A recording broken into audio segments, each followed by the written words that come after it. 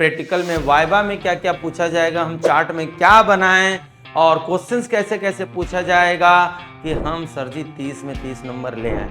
तो सबसे पहले मैं जानबूझकर इसको रखा हूं और मैं आपको बताना चाहता हूं कि ये डायग्राम बिल्कुल ही क्या है, गलत। दो कीज होती हैं, दो स्विच होते हैं, एक की K1 होता है और एक की K2 जो कि आपको नहीं नजर आएगा, क्योंकि जितना मैं बता रहा हूं बस उतना ही पूछा जाएगा, इसके अलावा कुछ नहीं पूछा जाएगा। हेलो हेलो हेलो हेलो प्यारे बच्चों, कैसे हो?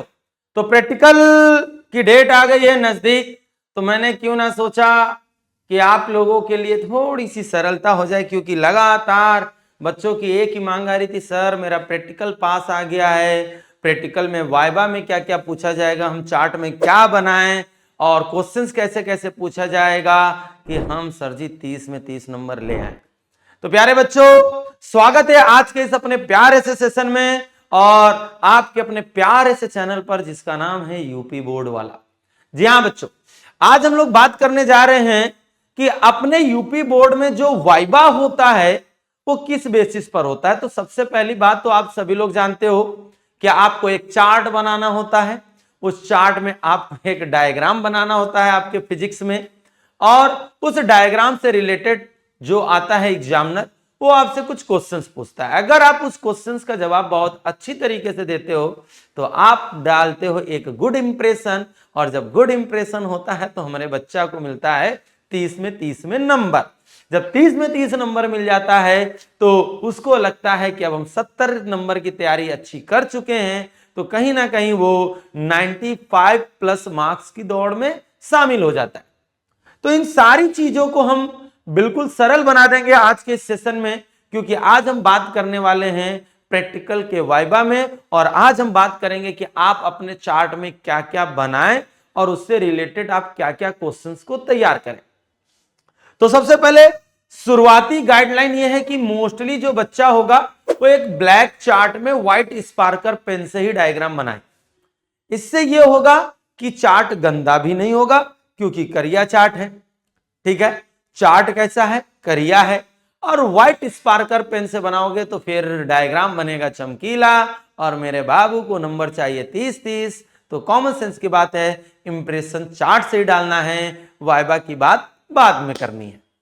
जी हाँ बच्चों, तो आज हम बात करने वाले हैं कि 30 में 30 अंक कैसे लाएं, वाइवा में क्या पूछा जाता है, कैसे होगा ये प्रैक्टिकल। तो आजकल फोकस जो होता है वो वाइवा को लेकर ही होता है। तो वाइवा अगर अच्छा करना है तो आपको करना क्या चाहिए वो सब मैं बताऊंगा धीरे धीरे, क्या क्या क्वेश्चंस पूछे जाते हैं।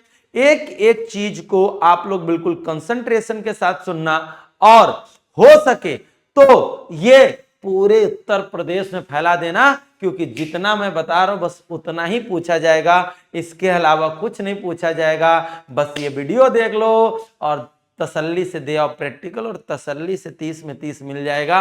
तो तसल्ली में तसला मत बांधना, वीडियो को बहुत अच्छी तरीके से पढ़ना।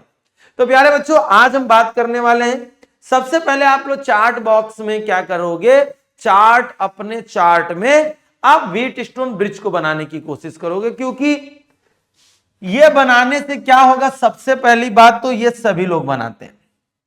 ठीक है, तो व्हीटस्टोन ब्रिज बनाना आप सभी लोग, ठीक है सर जी, मान लो बना लिया।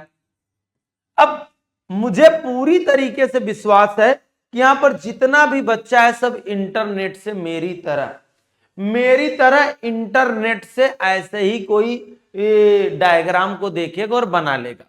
तो सबसे पहले मैं जानबूझकर इसको रखा हूं और मैं आपको बताना चाहता हूं कि ये डायग्राम बिल्कुल ही क्या है, गलत। ध्यान से सुन लो बच्चों, इस डायग्राम में दो कीज होती हैं, दो स्विच होते हैं, एक की K1 होता है और एक की K2 जो कि आपको नहीं नजर आएगा इंटरनेटवा पर। तो याद रखना बच्चों, ये की K1 और की K2 आपको दिखाना पड़ेगा। ठीक है, ये हमारे व्हीटस्टोन ब्रिज की खासियत रहेगी। ठीक है, डायग्राम आप कोशिश करोगे कि मैं बार बार बोल रहा हूं ब्लैक चार्ट में व्हाइट स्पार्कर पेन से बनाओगे। अब पहला क्वेश्चन ये होता है, जब ये चार्ट ऐसे एग्जामिनर खोलेगा तो पूछेगा ये क्या है, तो तुम बोलोगे सर ये एक बैलेंस व्हीट स्टोन ब्रिज है। वो पूछेगा बैलेंस व्हीट स्टोन ब्रिज क्या होता है, तो आप बोलोगे सबसे पहले सर जी जब इसके P अपॉन Q का मान R अपॉन S के मान के बराबर होता है तो उस कंडीशन में इससे हम लोग बोलते हैं बैलेंस व्हीट स्टोन ब्रिज, संतुलित व्हीट स्टोन ब्रिज। ध्यान से सुनिएगा, मेरी वीडियो को कंसंट्रेशन के साथ सुनिएगा। 2 बार देखोगे, 1 बार देखोगे तुमको चीजें समझ में आ जाएंगी, चुपचाप जाकर वाइवा दे आना, बात खत्म हो जाएगी। पहला तो क्वेश्चन ये पूछेगा ये क्या है, तो आप बोलोगे balance wheat stone bridge, unbalance मत बोलना। अब पूछेगा दूसरा क्वेश्चन, पहला तो क्वेश्चन ये हो गया, दूसरा क्वेश्चन ये बोलेगा ये किसके प्रिंसिपल पर बेस्ड होता है, ये किस सिद्धांत पर आधारित होता है।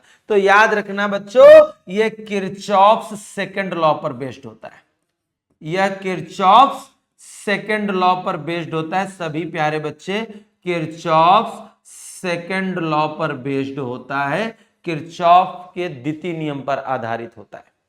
ठीक है, अब ये पूछा जाएगा कि बच्चों क्या तुमसे एग्जामिनर पूछेगा बेटा वाइवा में सबसे दूसरा या इंपॉर्टेंट क्वेश्चन कि इसके द्वारा करते क्या है, तो आप बोलोगे इसके द्वारा अननोन रेसिस्टेंस, अज्ञात प्रतिरोध की गणना करते हैं।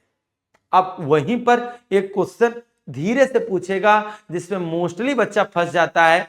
दूसरा क्वेश्चन ये पूछेगा इसके द्वारा हम कैसा प्रतिरोध निकालते हैं, तो याद रखना बच्चों इसके द्वारा हम लोग, तीसरी बात तो हम लोग जान लिए हैं अननोन रेसिस्टेंस को निकालते हैं, अननोन रेसिस्टेंस को फाइंड करने के लिए, अननोन रेसिस्टेंस को फाइंड करने के लिए, अज्ञात प्रतिरोध को ज्ञात करने के लिए इसका यूज करते हैं।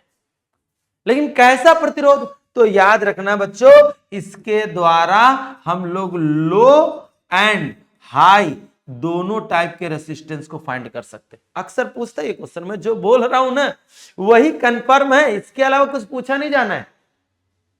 और वाइवा में हमेशा याद रखिए बच्चों, हो सकता है वो डायग्राम से हटकर पूछने लगे, तो आप हमेशा एक अपनी तरफ से एक टॉपिक तैयार करके जाओ कि अगर एग्जामिनर इधर उधर से पूछता भी है तो आप ये कह दो उससे सर हमने मॉडर्न फिजिक्स अच्छी तरीके से तैयार की है, कृपया करके आप उससे पूछ लीजिए।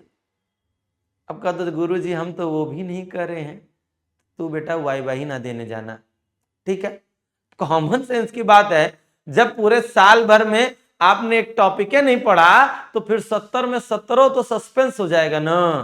हाँ तो जरा ध्यान से सुनिएगा, मैंने क्या बोला, आप एक वाइवा के लिए आप एक अपना टॉपिक मेंटेन रखिएगा, क्योंकि कई एग्जामिनर ऐसे भी होते हैं जो अलग अलग जगह से पूछने लगते हैं, वो सोचते हैं अरे ये तो सिंपल बना लाया या तो बहुत सारे लोगों ने यही बनाया है। तो याद रखना एक टॉपिक अपना तैयार रखना कि इधर उधर से पूछे तो आप सीधे बात कह सकते हो, उनकी सींगें नहीं लगी रहती हैं कि डराएंगे हम नंबर नहीं देंगे डर जाओ, नहीं। आप बोलोगे सर आप हमसे ये टॉपिक पूछ लीजिए, वो बड़े मस्त से पूछेंगे और आप बता दीजिएगा।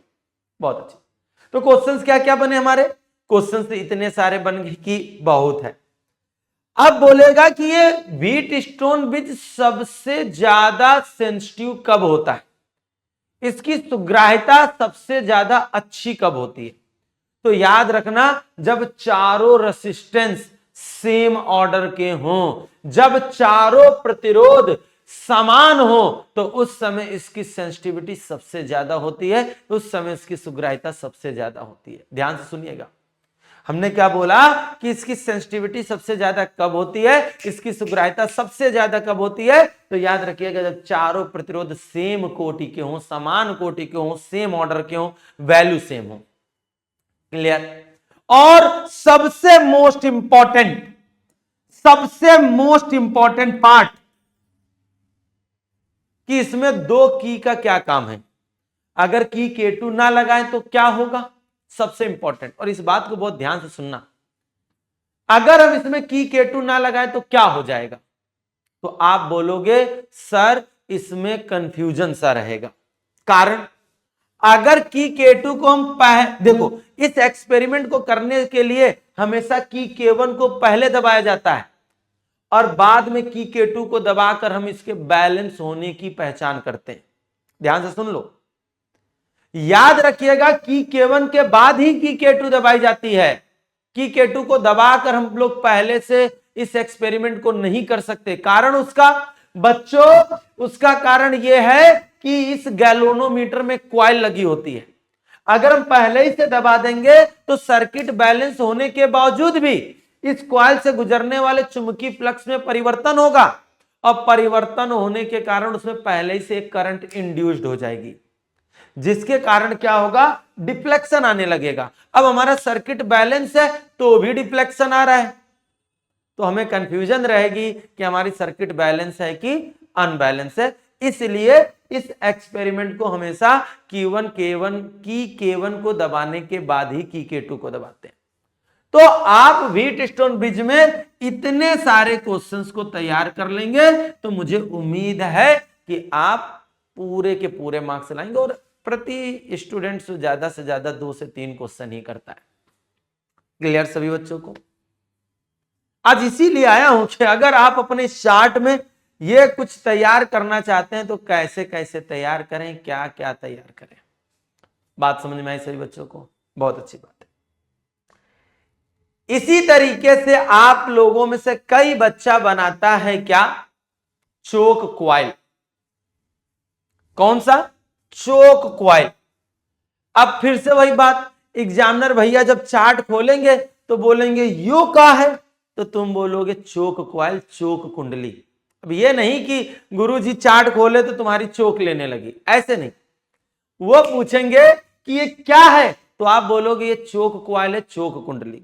वो पूछेंगे इससे क्या करते हैं, इसके द्वारा हम लोग प्रत्यावर्ती परिपथ में, अल्टरनेटिंग सर्किट में करंट को क्या करते हैं, रिड्यूस करते हैं, करंट को कम करते हैं, धारा को कम करने के लिए प्रयोग किया जाता है।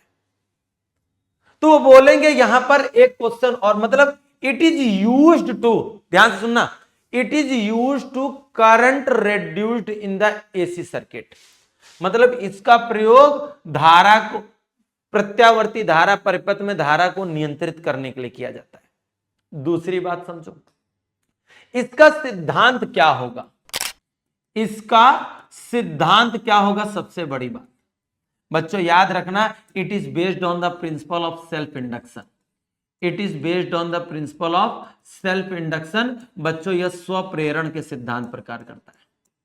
अच्छा, बीच में लपेट कर तुमसे पूछेगा जरूर, वो फिर रियोस्टेट का क्या यूज होता है, धारा नियंत्रक का यूज क्या होता है। तो याद रखना प्यारे बच्चों, अगर तुमसे पूछा जाए रियोस्टेट का यूज क्या होता है, ध्यान से सुनना, अगर तुमसे पूछा जाए रियोस्टेट का यूज क्या होता है, धारा नियंत्रक का क्या प्रयोग होता है, तो याद रखना बच्चों, डीसी सर्किट में, डीसी सर्किट में करंट को कम करने के लिए, डीसी सर्किट में करंट को, ये जो है वो एसी सर्किट के लिए होता है। क्योंकि भैया मेरे राजा जरा ध्यान से सुन लो, ये हमारी क्या है, चोक क्वाइल।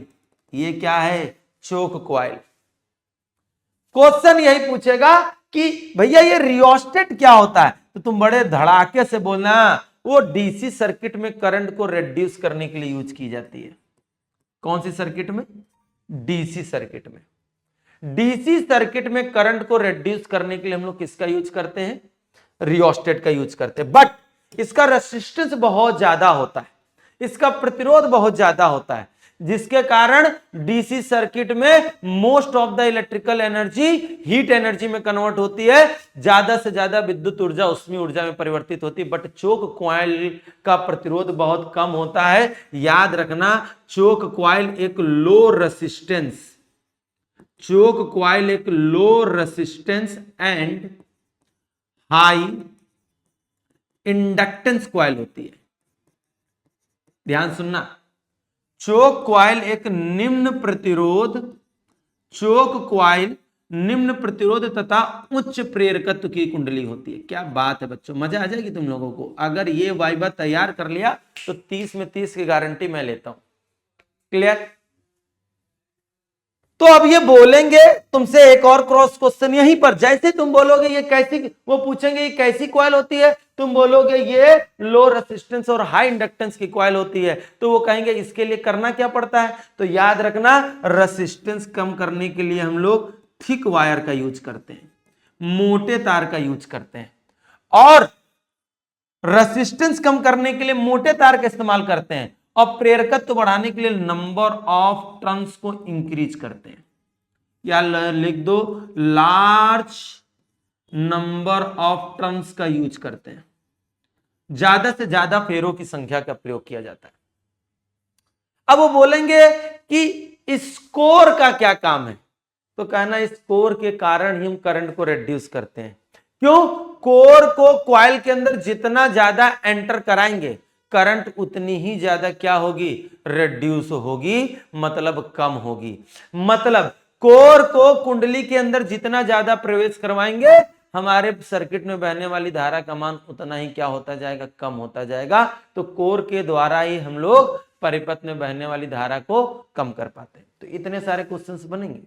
क्या है? चोक कॉइल है, किस पर बेस्ड होता है, सेल्फ इंडक्शन पर बेस्ड होता है। इसके द्वारा करते क्या है, करंट को रिड्यूस करते हैं। कैसी सर्किट में? अल्टरनेटिंग सर्किट में, प्रत्यावर्ती सर्किट में, प्रत्यावर्ती परिपथ में। धारा नियंत्रक क्या होता है, ये होता है। ये कैसी कॉइल होती है, ये ऐसी कॉइल होती है। कैसे बनाई जाती है, ऐसे बनाई जाती है। धारा को कम कैसे किया जाता है, जब हम कोर को इसके अंदर बाहर खिसकाते हैं तो करंट को घटाया तथा बढ़ाया जा सकता है। बात समझ में आई? बड़ा अच्छा सा डायग्राम चार्ट में बनाओगे। कई बच्चा तो सही को गया होगा, अब हम यही बनाएंगे क्योंकि इसमें मेहनत भी कम करनी पड़ेगी। बात समझ में आया?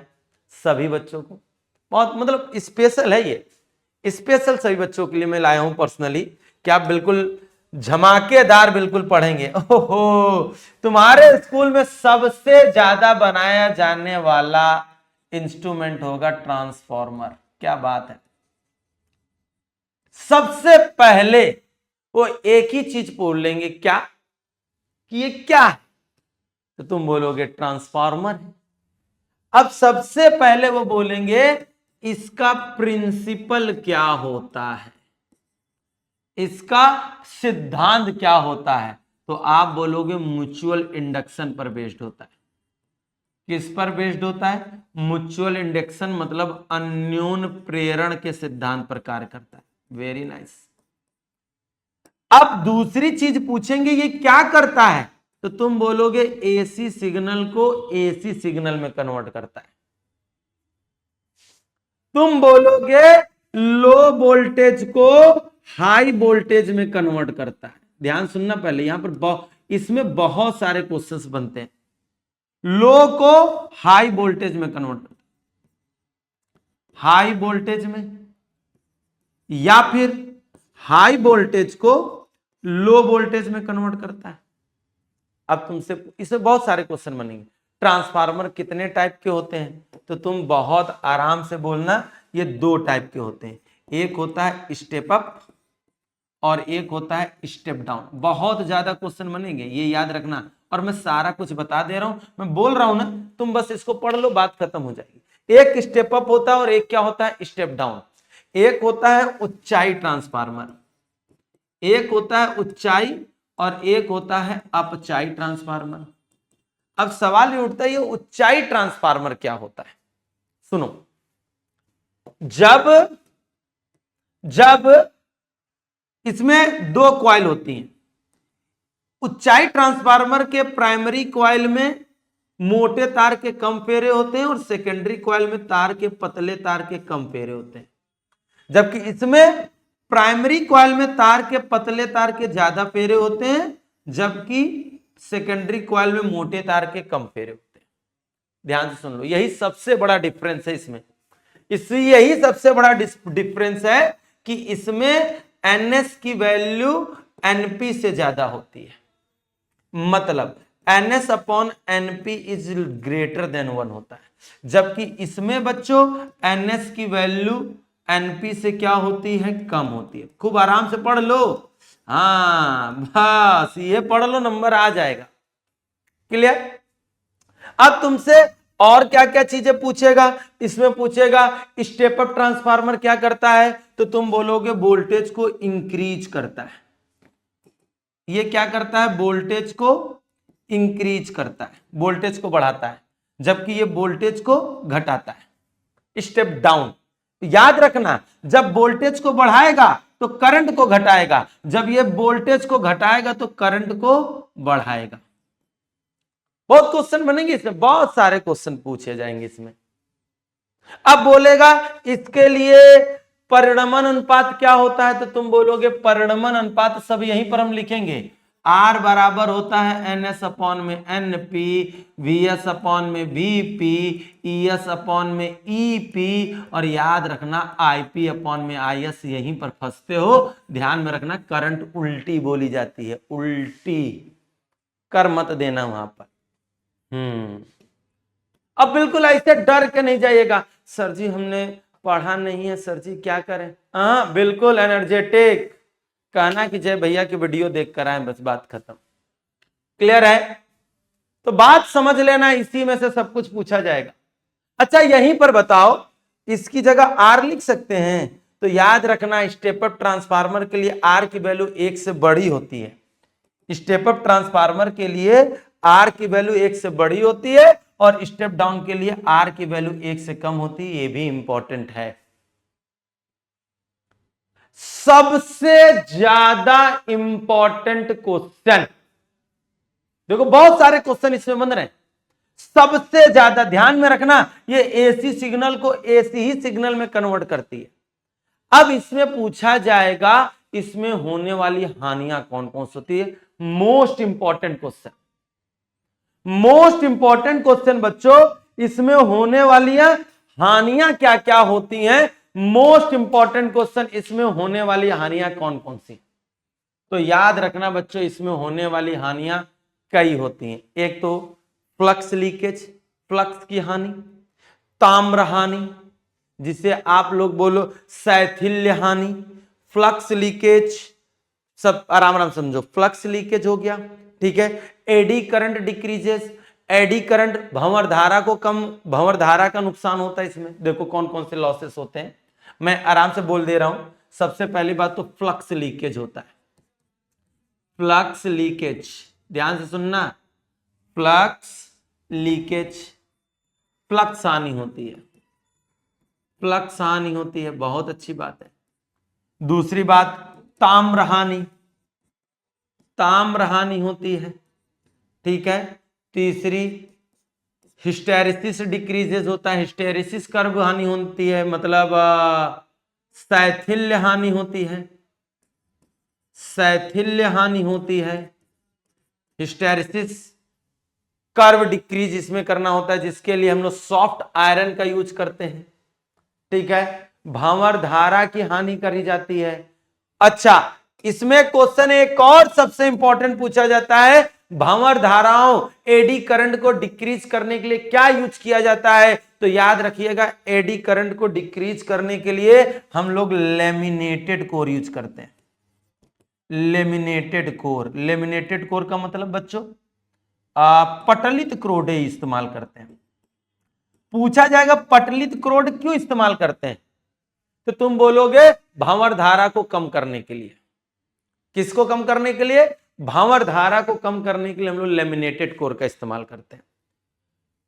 ध्यान से सुन लो, बहुत इंपॉर्टेंट पॉइंट बता रहे हैं, बहुत ही ज्यादा इंपॉर्टेंट पॉइंट बता रहे हैं। लेमिनेटेड कोर का इस्तेमाल क्यों किया जाता है? क्योंकि भंवर धारा को कम करने के लिए। हानियां कौन कौन सी होती है, सब सामने हानियां दे रखी हैं। ट्रांसफॉर्मेशन रेशियो कितने टाइप के होते हैं इतना पढ़ लेना, इनफ है।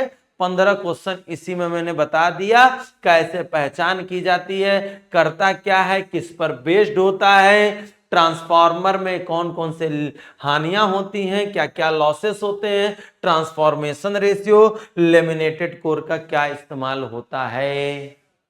पटलित क्रोटे एक दूसरे के ऊपर रखकर ध्यान से बोला जाएगा कि लेमिनेटेड कोर का इस्तेमाल क्यों करते हैं, तो एक तो भंवर धारा को कम करने के लिए, और दूसरी बात, अरे प्यारा बच्चा सुनो, लेमिनेटेड कोर एक दूसरे से टच नहीं करती, इसके लिए हम लोग इसको एक सुलेशन में, एक ड्राई सॉल्यूशन में डिप करते हैं, जो कि जैसे वो ड्राई होता है इतना हार्ड हो जाता है कि वो कोरे एक दूसरे को कहीं पर टच नहीं कर पाते। ये बना देना, मेरा विश्वास रखना, इतना पढ़कर चले जाना, नंबर झमाझम आएंगे, इस चीज की गारंटी हम लेते हैं।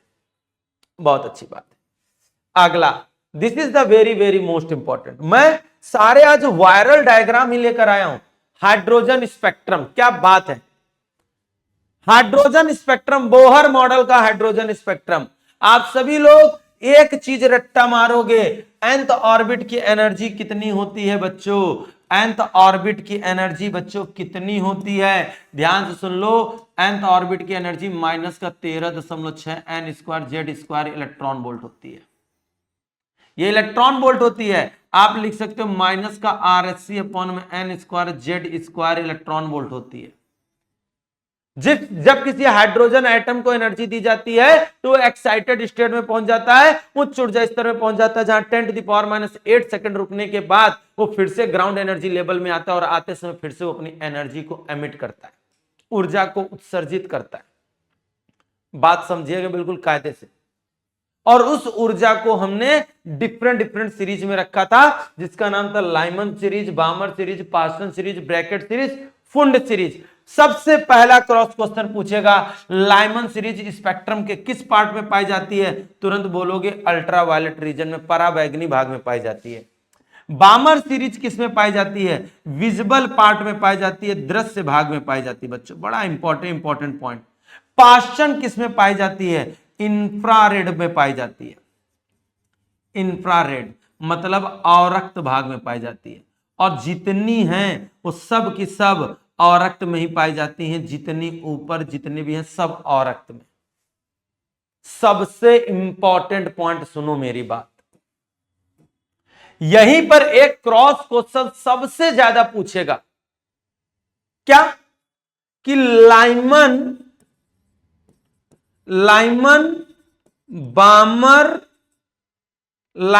बामर पास्टन ब्रैकेट फुंड की मिनिमम वेवलेंथ के लिए ट्रांजैक्शन कहां से कहां होता है। ध्यान से सुन लो, मिनिमम के लिए हर एक के लिए दो चीजें पूछेगा, मिनिमम और मैक्सिमम। हर सीरीज सबसे इंपॉर्टेंट, इतना बता दो कि तुम्हें नंबर 30 में 30 मिल गए, बस बात खत्म।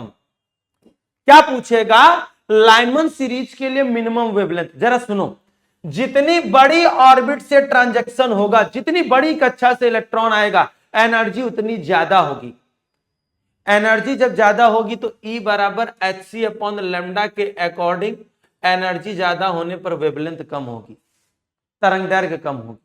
अगर तुमसे इसने पूछा सबसे छोटी वेवलेंथ के लिए ट्रांजैक्शन किस ऑर्बिट से किस ऑर्बिट तक होता है, तो ध्यान से सुनना, n1 बराबर 1, n2 बराबर इनफाइनाइट, तुरंत बोलना बड़ी कक्षा से होता है। बड़ी कक्षा कहां, इनफाइनाइट से n1 कक्षा में होगा।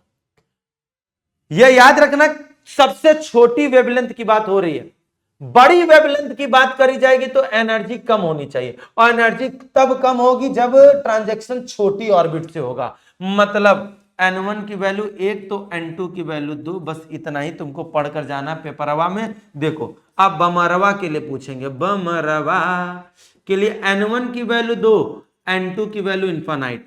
अब तुम लोग बिल्कुल रट्टा मार लेना, n1 की वैल्यू 2 तो n2 की वैल्यू 3।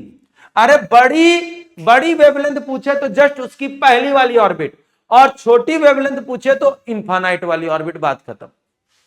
क्लियर रहेगी बातें, क्लियर रहेंगी, वाई बात तैयार होगा सभी का, राजा बिल्कुल छा जाना वहां पर। n1 की वैल्यू 3 तो n2 की वैल्यू इनफाइनाइट।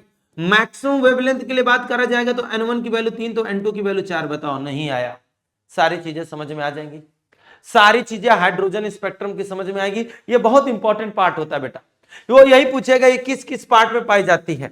सबसे पहले सीरीज कौन सी आई थी, तो याद रखना सबसे पहली जो सीरीज आई थी वो बामर सीरीज आई थी। लाइमन से पहले जो फर्स्ट आई थी वो होती बामर सीरीज। अब यहां पर एक चीज और पूछेगा, H अल्फा लाइन के लिए ट्रांजैक्शन कहां से होता है। ध्यान से सुन लो बच्चों, H alpha, H beta, H gamma. ध्यान से सुन लो, बामर सीरीज में एच अल्फा के लिए transaction, H alpha, H beta, H gamma. अरे भैया जब ये पूछ लेना तो तुम सीधे बोलना N1 की वैल्यू 2, N2 की वैल्यू 3, N1 की वैल्यू 2, N2 की वैल्यू 4, N1 की वैल्यू 3, N2 की वैल्यू 5। बस खत्म हो गया। हाइड्रोजन स्पेक्ट्रम कंप्लीट है तुम्हारा, हाइड्रोजन स्पेक्ट्रम कंप्लीट है। H alpha, H beta, H gamma line की वेवलेंथ तुमसे पूछेगा। बिल्कुल लल्लन टाप तरीके से तैयार करना बच्चों, बिल्कुल छा जाओगे तुम, इतना बस तैयार कर लेंगे।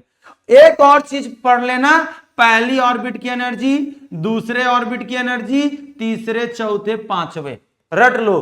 13.6 इलेक्ट्रॉन वोल्ट माइनस का 3.5, 3.40 electron volt, 1.5 electron volt, 0.85 electron volt, 0.54 electron volt. ये पूरी तरीके से घड़घड़ा देना, बिल्कुल जैसे पूछे सट से बोलना और पॉजिटिव एनर्जी के साथ। बिल्कुल क्लियर है सभी को?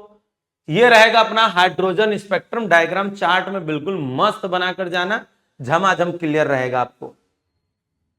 हाँ हाई पूछा जाएगा कद, ये तो सर जी हम बनाए हैं पेपर में। जी हाँ बच्चों, PN junction diode, PN junction diode, diode S half rectifier. क्या बात है, रेक्टिफायर। पीएन संधि डायोड अर्ध तरंग दिष्टकारी के रूप में, अर्ध तरंग दिष्टकारी। सबसे पहली बात, ये किसके सिद्धांत पर कार्य करता है? लेकिन याद रखना, इसे पीएन जंक्शन पूरा पढ़ कर जाना। ये किसके प्रिंसिपल पर बेस्ड होता है?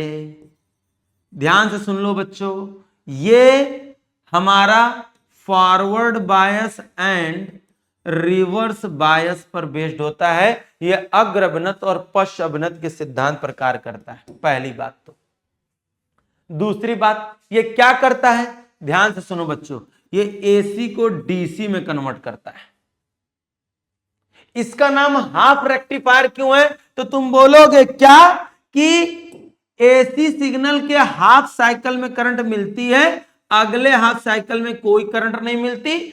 हर हाफ साइकिल में करंट मिलती है, रुक रुक कर मिलती है, इसलिए बच्चों इसे हाफ रेक्टिफायर कहते हैं। इसमें एक और चीज पूछा जाएगा, इसमें हम कौन सा ट्रांसफार्मर इस्तेमाल करते हैं? Step up, step up. अगर वोल्टेज, ये सीधा मतलब स्टेप अप भी यूज कर सकते हैं, स्टेप डाउन भी, डिपेंड करता है कि आप वोल्टेज बढ़ाना चाहते हो कि वोल्टेज घटाना चाहते हो। क्लियर? वोल्टेज बढ़ाना है तो स्टेप अप, वोल्टेज घटाना है तो स्टेप डाउन। क्लियर है बात? बड़ा आराम, ये सबसे सिंपल रहता है। लेकिन यहां पर ज्यादा क्रॉस क्वेश्चन नहीं बनते हैं, इस यहां पर ज्यादा मतलब यहीं पर वो ट्रांसफार्मर के बारे में भी क्वेश्चन पूछ सकता है, यहीं पर वो ट्रांसफार्मर के भी क्वेश्चंस पूछ सकता है, यहीं पर वो PN junction diode forward bias की तरह तब बिहेव करता है, तो तुम लोग तुरंत बोलोगे ये फॉरवर्ड बायस की तरह तब बिहेव करता है जब पी रीजन हाई पोटेंशियल पर हो, एन रीजन लो पोटेंशियल पर हो, तो इस समय ये फॉरवर्ड बायस होता है और फॉरवर्ड बायस में ये करंट को अलाउ करता है। ठीक है, अब रिवर्स बायस की तरह कब कार्य करता है? जब पी लो पोटेंशियल पर हो एंड हाई पोटेंशियल पर हो, तो बच्चों ये बन जाता है रिवर्स बायस, और रिवर्स बायस में करंट को अलाउ नहीं करता है। ये होगा पूरा का पूरा पैटर्न। मैं जो बोल रहा हूं इसके अलावा तुमसे वो कुछ भी नहीं पूछेंगे, कुछ भी नहीं, कुछ भी नहीं। क्लियर है? इसी के जस्ट दूसरे भैया हैं अपने, कौन? अपने हैं फुल रेक्टिफायर। अच्छा, वो पूछ सकता है फुल रेक्टिफायर और हाफ रेक्टिफायर में क्या डिफरेंस है? फुल रेक्टिफायर और हाफ रेक्टिफायर में क्या डिफरेंस है, ये तुमसे जरूर से जरूर पूछेगा।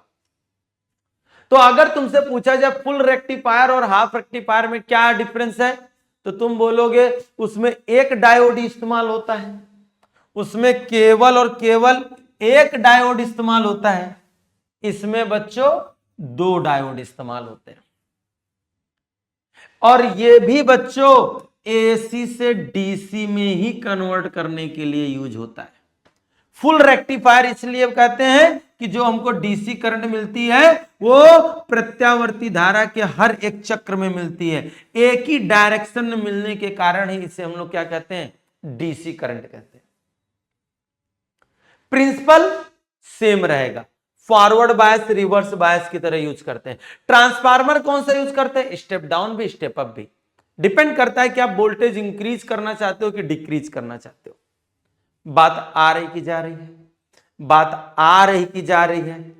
इस तरीके से बच्चों हम लोग हाफ रेक्टिफायर, फुल रेक्टिफायर, इस तरीके के क्रॉस क्वेश्चन बनेंगे। यहां पर ध्यान में रखिएगा, वो पूछ सकता है पी टाइप सेमीकंडक्टर क्या होता है, एन टाइप सेमीकंडक्टर क्या होता है। तो इसमें आपको काफी ज्यादा क्वेश्चंस बनने लगेंगे। तो आप सभी लोग जानते हो पी टाइप सेमीकंडक्टर क्या होता है, जब हम प्योर सिलिकॉन या प्योर सेमीकंडक्टर शुद्ध अर्धचालक में जब हम ट्राईवैलेंट की इंप्योरिटी मिलाते हैं, और जब हम प्योर सिलिकॉन में पेंटावैलेंट की इंप्योरिटी मिलाते हैं, 5 संयोजकता वाला पदार्थ मिलाते हैं, तो बनता है एन टाइप।